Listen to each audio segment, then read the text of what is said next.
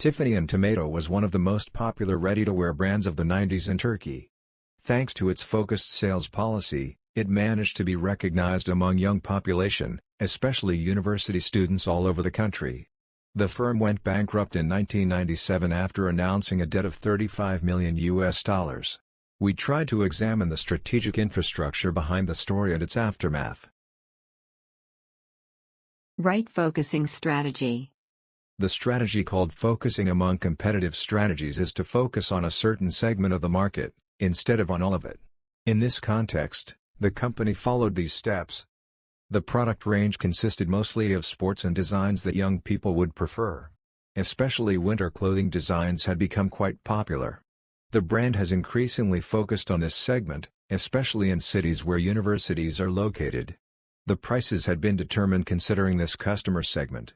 Many of young students had a limited budget. But they also liked well-dressing. When this strategy was supported by intense advertising, the brand took a prestigious position in the eyes of the youth.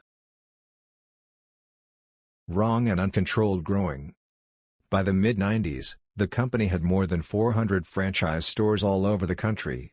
Moreover, the company had 55 stores owned and operated by itself. And because of this very rapid growth, new problems started to emerge. The company started to give franchises so much that branches within walking distance of each other on the same street were encountered. That's why these franchises had a deadly competition with each other. This competition getting out of control were affecting the brand's reputation. In addition, the existence of the stores owned by the company started to offend the branches operating in the form of franchises. "Your company himself is a rival to us" complaints began to increase in that period. The firm had set a price strategy so low that it was selling at cost. Profit/net sales ratio was always at a low level. The firm started borrowing from both banks and manufacturers due to its excessive growth policy. Adding borrowing costs to the already low operating profit caused the company to make a total loss. The fact that this situation has become chronic has changed the product range of the company, caused a decrease in the sales performance of the stores opened.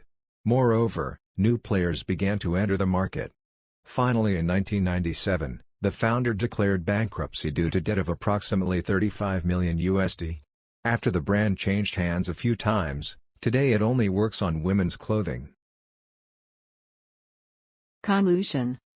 Tffany Tomato is a good example of how a company can grow with a smart strategy. The problem is that a competitive strategy alone is not enough if it is not combined with the right corporate strategy. This case is a good example of that.